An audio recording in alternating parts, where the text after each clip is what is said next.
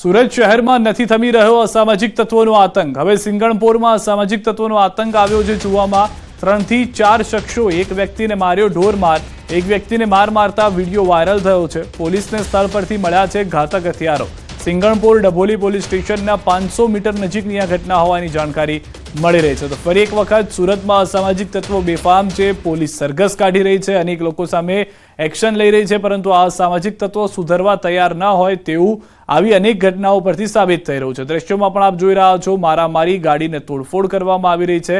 3 થી 4 શખ્સોએ એક જ વ્યક્તિને માર માર્યો હોવાની પ્રાથમિક જાણકારી મળી રહી છે। વધુ માહિતી ન્યૂઝ 18 સંવાદદાતા કીર્તેશ પાસેથી મેળવીશું। જી કીર્તેશ।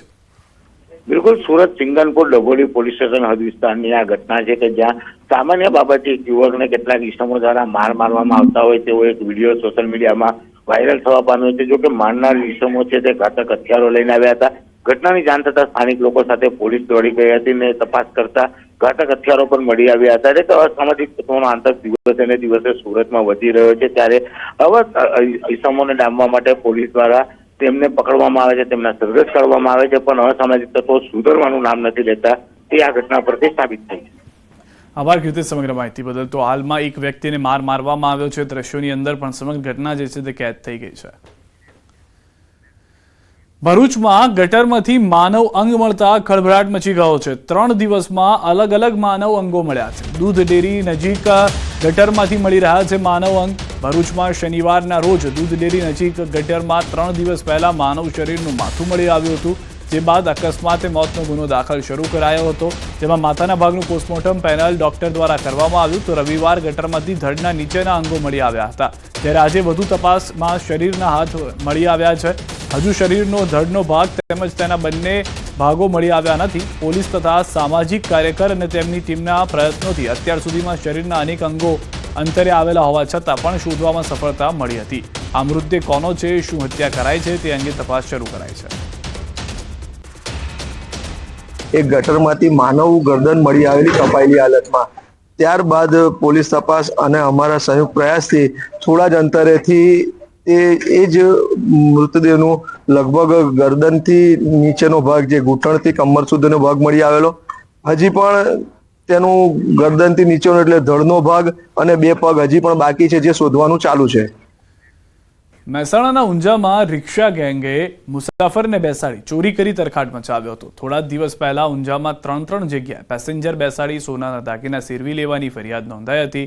ઊંઝા પોલીસ અને મહેસાણા લોકલ ક્રાઇમ બ્રાન્ચે સીસીટીવી સહિતની તપાસ હાથ ધરી હતી, જેમાં રિક્ષામાં રિક્ષા ચાલક અને મુસાફરના સ્વાંગમાં બેઠેલી તેમના જ ગેંગની વ્યક્તિની પોલીસે તપાસ કરતા 2 આરોપીઓ ઝડપાઈ ગયા છે। આરોપીઓ પાસેથી પોલીસે સોનાના દાગીના અને રિક્ષા સહિત 5.40 લાખનો મુદ્દામાલ કબજે કર્યો છે। તો અન્ય 2 ફરાર આરોપીઓને ઝડપી પાડવા પોલીસે ચક્રો ગતિમાન કર્યા છે। ઈસમો જે મુદ્દામાલ સાથે ઝડપાયેલા છે તેમનું નામ છે સલમાન ગુલાબ નબી વોહરા, જે આણંદના રહેવાસી છે, તથા બીજા ઈસમનું નામ છે સલમાન ખાન ઉર્ફે સલ્લુ કયુમ ખાન પઠાણ, કે જેઓ મહેમદાવાદના રહેવાસી છે। અને તેમની પાસેથી સોનાની બંગડી, સોનાનો દોરો, સોનાનું પેન્ડલ, મોબાઈલ ફોન અને રિક્ષા એમ મળી કુલ 5,40,700નો મુદ્દામાલ રિકવર થયેલ છે। આ સિવાય આ ગુનાના કામે અન્ય 2 ઈસમોને પકડવાના બાકીમાં છે, જેમની તપાસ હાલ ચાલુમાં છે। સાબરકાંઠામાં નકલી પોલીસનો વિડીયો વાયરલ થયો છે। મેળામાં પોલીસની ઓળખ આપી દબંગાઈ કરતો યુવક પોશીનાના ગુણભાખરી ચિત્ર વિચિત્ર મેળામાં પોલીસનો રોફ જમાવતો નકલી પોલીસ વિડીયોમાં કેદ થયો છે। હું પોલીસ મિત્ર છું અને પોલીસને સેવા આપું છું તેમ કહી એક યુવકને ઢોરમાર માર્યો। એક વ્યક્તિને જાહેરમાં ઢોરમાર મારતો વિડીયો પણ વાયરલ થયો। વિડીયોમાં જોઈ શકાય છે કે સફેદ રંગના શર્ટ અને ખાખી પેન્ટ પહેરેલો વ્યક્તિ હાથમાં દંડો લઈને એક વ્યક્તિને જાહેરમાં માર મારે છે। વિડીયો વાયરલ થતા સ્થાનિકોની માંગ છે કે આવા તત્વો સામે પગલાં જરૂરી છે। તો દ્રશ્યોમાં પણ આપ જુઓ, એક યુવકને પકડવામાં આવે છે, ત્યારબાદ દંડા ઉપર દંડા મારવામાં આવે છે। ચશ્મા, વ્હાઇટ શર્ટ અને ખાખી પેન્ટમાં ફરતો આ વ્યક્તિ જ્યારે તેની પૂછપરછ કરવામાં આવી તો પોલીસ મિત્ર હોવાની વાત કરી અને રોફ જમાવતો જોવા મળ્યો છે।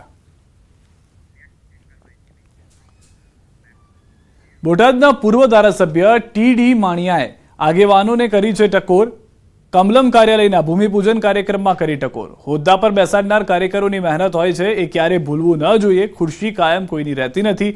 સત્તાનો નશો ડ્રગ અને દારૂ કરતાં પણ ખરાબ હોવાનું જાહેર મંચ પરથી જણાવ્યું। હોદ્દા પર બેસનારને ક્યારે ભૂલવા ન જોઈએ તેવું હોદ્દેદારોને વ્યક્ત દરમિયાન ટકોર પણ કરી દીધી હતી। ખુરશી છે ને એ કાયમી નથી, સત્તાનો નશો છે ને એ ભયંકરમાં ભયંકર નશો છે. ડ્રગ, દારૂ, બીજા વ્યસન કરતાં એ ભયંકરમાં ભયંકર નશો હોય ને તો એ સત્તાનો નશો છે, એ ક્યારેય ન ભૂલવું. ટોલટેક્સ સહિત એસટી બસના ભાડામાં થયેલા 10% વધારાનો કોંગ્રેસ દ્વારા વિરોધ કરવામાં આવી રહ્યો છે. કોંગ્રેસે આક્ષેપ કરતા કહ્યું કે સરકાર મોટા પાયે ટોલ વસૂલે છે. ટોલટેક્સ વસૂલીમાં ગુજરાત દેશમાં 3જા ક્રમે છે. ગુજરાતમાંથી છેલ્લા 5 વર્ષમાં 18,757 કરોડનો ટોલટેક્સ વસૂલવામાં આવ્યો છે. ભાવ વધારો પાછો નહીં ખેંચાય તો કોંગ્રેસ વિરોધ કરશે તેવી ચીમકી ઉચ્ચારી છે. જનતાને સુવિધાના નામે જે લૂંટવામાં આવે છે એના ઉપર રોક લાગે. સરકાર જીવન જરૂરિયાતની ચીજ વસ્તુ ઉપર જનતાને રાહત આપે અને એસટી બસમાં જે ભાવ વધારો કરવામાં આવ્યો છે તે પણ તાત્કાલિકપણે જ્યારે ડીઝલના ભાવ વચ્ચે ઘટ્યા હતા ને છતાં જનતા લૂંટાણી હતી ત્યારે તે પણ ભાવ વધારો પરત ખેંચે તો જ ગુજરાતની જનતાને રાહત મળશે.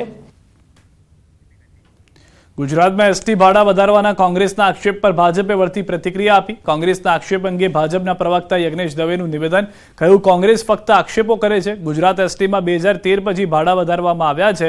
2023માં જીઆર પ્રમાણે 25% ભાવ વધારો કર્યો હતો, જ્યારે વર્ષ 2025માં ફક્ત 10% વધારો કરવામાં આવ્યો. છેલ્લા 30 વર્ષથી સત્તા ઉપર છે. એસટીના ભાડા 10 વર્ષથી નતા વધાર્યા. છેલ્લા 11 વર્ષથી કેન્દ્રમાં પણ સત્તા ઉપર છે તો 10 વર્ષથી એસટીના ભાડા નતા વધાર્યા. એટલે મનીષભાઈની વાતને અને આ વાતને ક્યાંય સુસંગત થતું નથી. વાતનો વિરોધાભાસ છે. એટલે મનીષભાઈને એ મારે કહેવું કે પહેલા વાત સુસંગત રીતે કોઈના ગળે ઉતરે એ રીતે નિવેદન આપે. માત્ર ને માત્ર કોંગ્રેસની જેમ કોઈ પણ જાતનો વિરોધ કરીને